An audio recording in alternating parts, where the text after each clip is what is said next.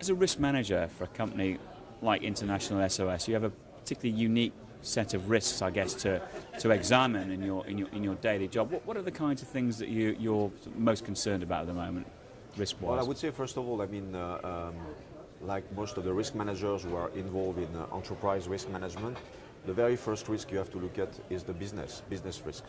And I think that thankfully, I'm in a company where the business model is extremely solid and very reliable.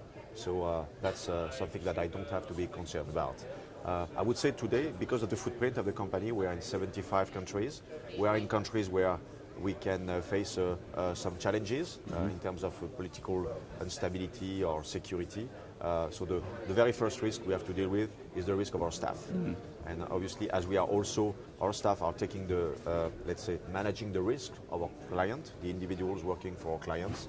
That's also a key aspect, because taking care of our staff, which is the right thing to do, is also about securing our ability to deliver our services to our client. And in terms of, I guess, emerging risks, I mean, clearly looking after your personnel is number one, but obviously there are a lot of other things happening in the world that are affecting risk decisions of business and risk management on a daily basis. What are the kinds of things that you think might be really troubling you in the years to come? I tend to challenge usually the notion of emerging risks, because for me, if we can list emerging risks, it means that they are not emerging, they are here. So for me, let's say the key new risks we are looking at are risks related to the cyber and the data privacy environment. I think it's a key aspect. When you are dealing with critical information in your information system, you want to ensure that you are doing the right thing in terms of security and prevention. So that's a key aspect. Information security is a key aspect in our company. I think that there is also, in terms of emerging risk, everything that relates to the monitoring of the compliance and regulations around the world. We are in the medical services business, for instance, so you have to be good at monitoring the licensing issues and stuff like that. And we are in a very complex world, so usually it's I would say not challenging, but extremely time-consuming to look at it. So it's a key aspect to ensure that we have the right, I would say, license to operate in our business. Okay, and coming to Firma itself, you've obviously been talking to other risk managers. Are you picking up from them the same kind of concerns that you have in terms of business risk, or? I would say yes and no. I mean, cyber, I would say I don't know if it's really on top of their list. It's very topical, so everybody's talking about it. I'm not that sure that if all risk managers are that into, let's say, the potential magnitude of this risk. So I think that this is where I would like to see my colleagues being a bit more aware of it, because it's a major, for me, it's a major threat, and also it may have a huge impact on the reputation of their respective companies. So yes, I think that the cyber a little bit, reputation by far for me is the most concerning risk for people. Yeah. It's an interesting topic, because for me, reputation is not a risk in itself. It's an asset that you want to protect. So certain risk may have an impact on reputation.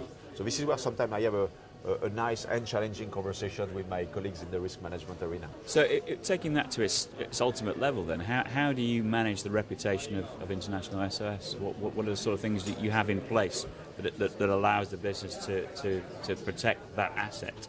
I think that there is, for me, three main pillars in the way we are managing this. Thanks to the dedication of the owners of this company, because it's a non-listed company, there is an extremely strong focus on ethics and quality of our services. So one of the owners is the medical director, and is making sure that we are doing the right thing each and every day. And for me, you can see that each and every day the way we are delivering our services. You know, we are delivering services where we are managing the life and the health of people. So you cannot screw up there. You have to be very good at what you do. That's the first pillar for me. The second pillar is the fact that as we are now developing the security services too, we ensure that our people are working in a very safe working environment, as safe as possible, knowing that we are operating in very challenging places. And I would say thirdly is all the efforts we are putting in place in terms of risk management. For instance, the department I'm heading, compliance people, control, security, all the functions we are helping people who are operating to be safe and to, I would say, to deliver our product in a qualitative manner.